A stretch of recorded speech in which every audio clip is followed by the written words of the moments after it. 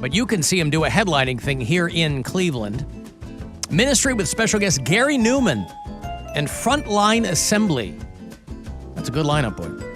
It's going to happen Friday, May 5th at the world-famous Agora. Go to agoracleveland.com for the info, tickets, all that. 2 tickets here for you. Be caller 10, and we will see you there. Ministry, Gary Newman, Frontline Assembly. Get your black together.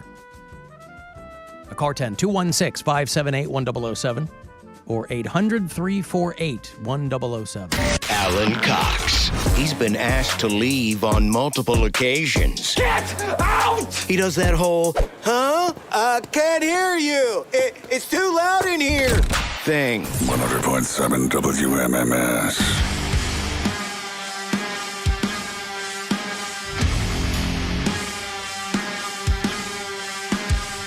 Another $1,000 in about 10 minutes or so, 9-10 minutes. Listen for that next keyword to go fund yourself. Plenty of them still to come. This is the last week to get you some of that money, so make sure that you're listening for these when they come around. Cavaliers are working on getting their 8th straight win tonight. They're in Philly to play the Sixers. That is a 7:30 start tonight here on WMMS and on the iHeartRadio app. 7 o'clock is when the pregame will begin, if you're into all that. Cavs, Sixers tonight. This is a really good matchup on MMS as we go into the All-Star break. Cavs add veteran swingman Danny Green, not the guy who got blown up. Welcome back. Another guy. But the Sixers have Harden, Joel Embiid, somebody else. They've Tobias got... Harris. Tobias Harris. That guy, too. Seth Curry. That guy, too. If you are watching the show at alancoxshow.com, you can offer a laurel and a hearty handshake to Hork, Saskatchewan, who's helping out today back there in the video department. What is he, a lentil heir? I don't know. Oh, that's what they do up there in Saskatchewan. By the way... That's his name. It doesn't mean he's from there. I wouldn't be so sure. What, you think that's just a name they throw around? Hork? Saskatchewan. Oh. Well, Hork, yeah, sure. I mean, it's all peas up there. But to come full circle, we talked about Raquel Welch dying last hour. Do you know what the capital of Saskatchewan is? Canada. Mm-hmm. Nailed it. The capital is a city called Regina. Hell yeah. Yeah! And do you know what famous person is from, he's deceased now, but one of Regina, Saskatchewan's notable celebrities is the late, great Leslie Nielsen, who was in Top Gun. Naked Gun with Raquel Welch. Wrong gun. Thank you for playing.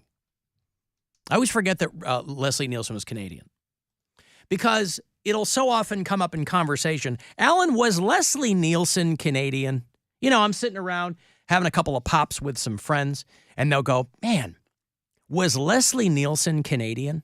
And I'll go, I don't remember. And that's usually how that goes. But it's worth looking into.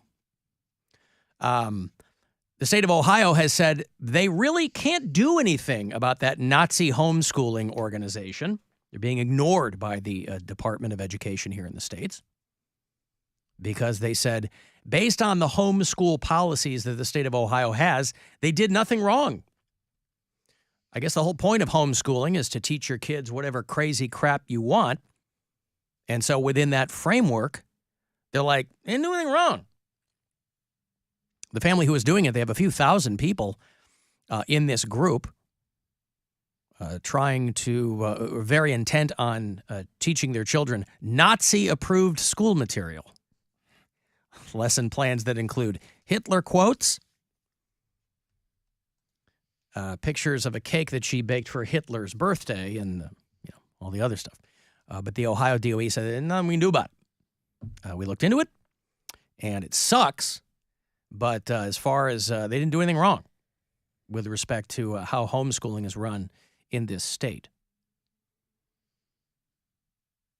So, What are you going to do?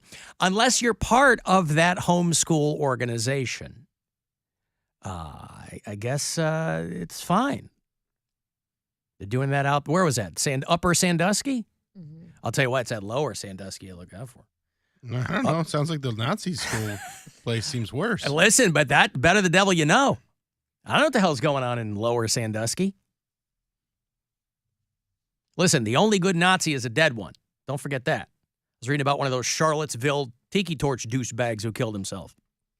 Yeah, that's a crazy story. The best thing this guy ever did. Yeah. He was one of the guys that had his face plastered everywhere. There was that one kid that was like making that face, that greasy face, you know? And then the guy next to him was a guy who called himself Teddy Joseph von Newcomb.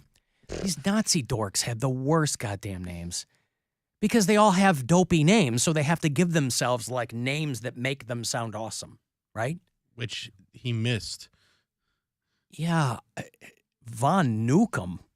Yeah, he was they nuke him. He was going to go on trial for smuggling fentanyl or something, and he killed himself. So anyway, whatever. Good. But yeah, there was a dude a few years ago, this dude who kept running for office in Florida, Natch, who called himself Augustus Invictus. Like they give themselves these really important sounding names, right? Well, his real name was Austin Gillespie. I mean, you ain't going to oversee the Fourth Reich with Austin Gillespie. Ouch. I mean, my name's Odin. What's your real name, dork? At least that one guy killed Brandon.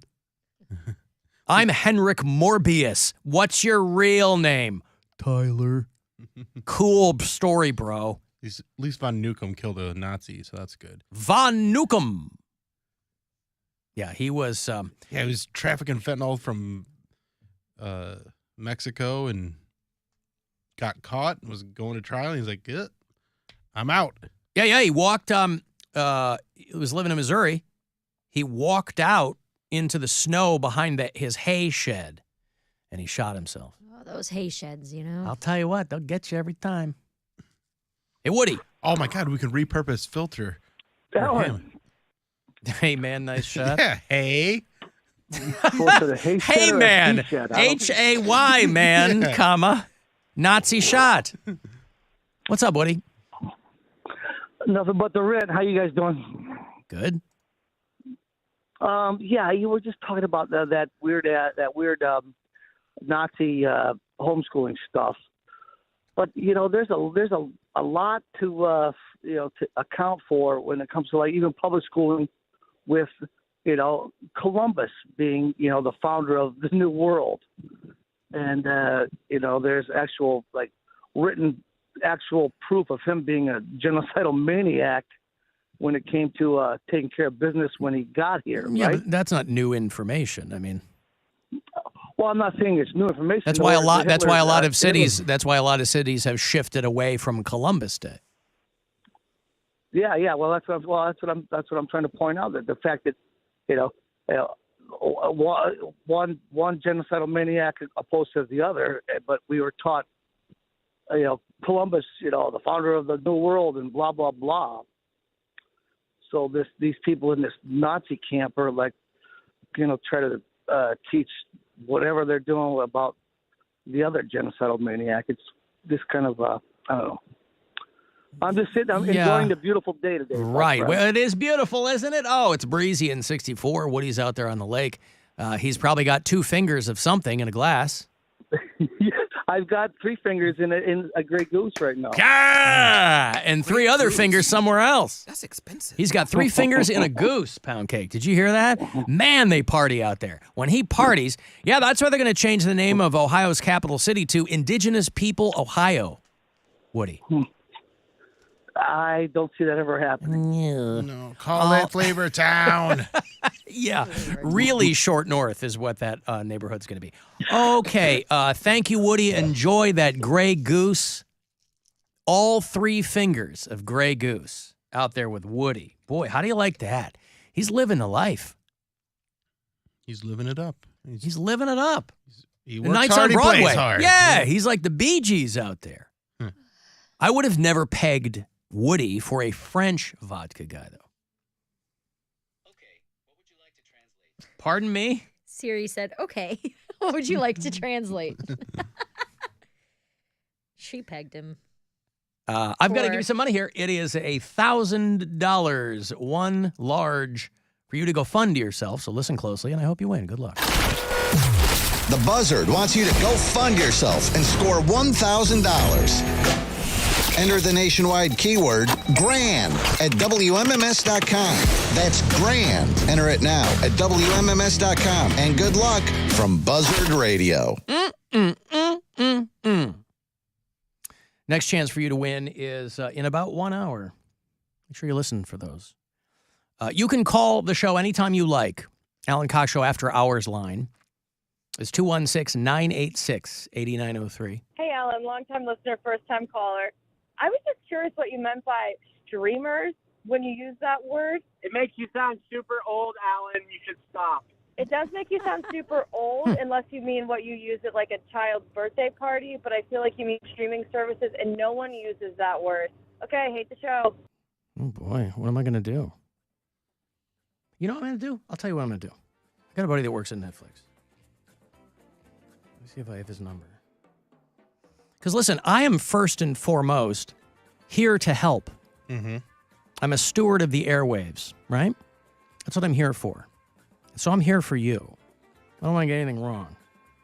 Let me find. Hold on. Let me find my buddy. When people say streamers, I usually think of like YouTube or video games, like Twitch or something like that. Well, I call them streamers. Let's see. My buddy Pat does PR for Netflix. Let me see if I have his. Just indulge me here. Yeah. See if I can call out on this thing here.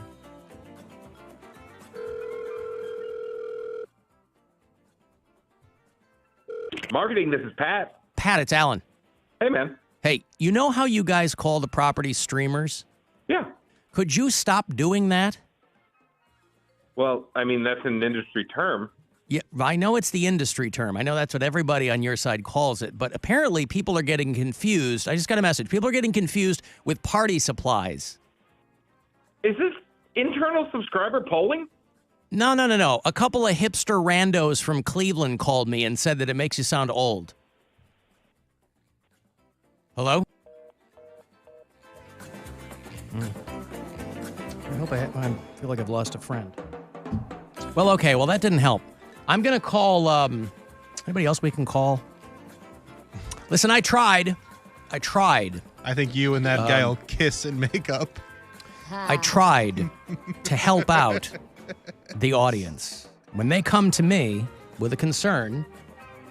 By the way, speaking of Netflix, is anybody else watching Kunk on Earth? No. Oh, my God. Have you even seen it I come don't up? even know what. Okay, so it's super, super dry comedy. There's this comedian in England. She's been in some shows, but she's not a household name or face. Her name's like Diane Morgan or something like that. My buddy Joe was just telling me about this. She show. plays this character named Philomena Kunk, and the show is Kunk on Earth. And it's kind of like an Ali G type of vibe where she goes out and she's talking to experts about world history and things, except the character is super dim. She gets a lot of stuff wrong. And so she's asking people questions, sitting face to face in chairs.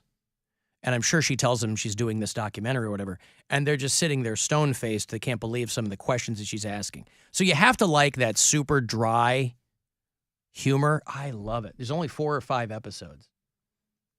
It's called Kunk on Earth. No. You might see it up there in one of the banner spots on I saw a clip on TikTok, and then my buddy Joe was telling me all about it.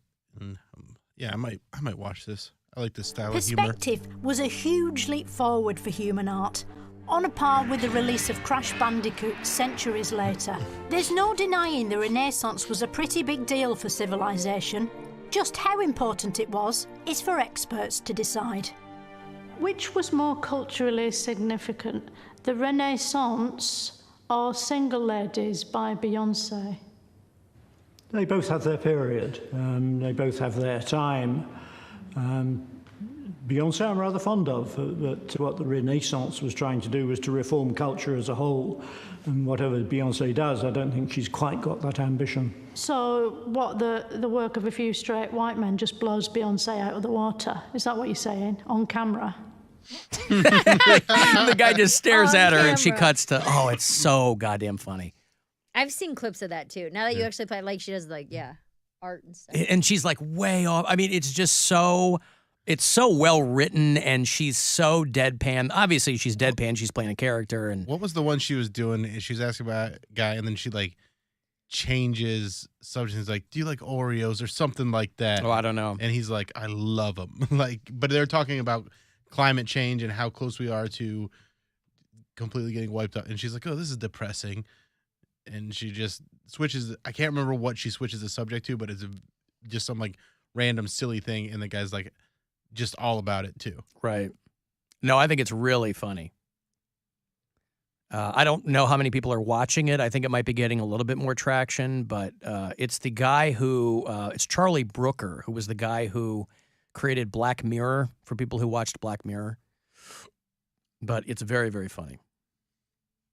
I did watch Black Mirror. Black Mirror's pretty good. I miss Black Mirror. They haven't had a new season in a while. I got back into Black Summer. That was the original show I was 10-seconding my way through a couple years ago. This Zombie show? Zombie show. They did one season, and I think they ended after the second. But yeah, Black Summer, I got into it. The only thing we're watching right now is Last of Us. Yeah, it's good. Which everyone's watching. They just renewed that for a second season. Oh, did they really? They did. Pedro Pascal, man, he's doing it.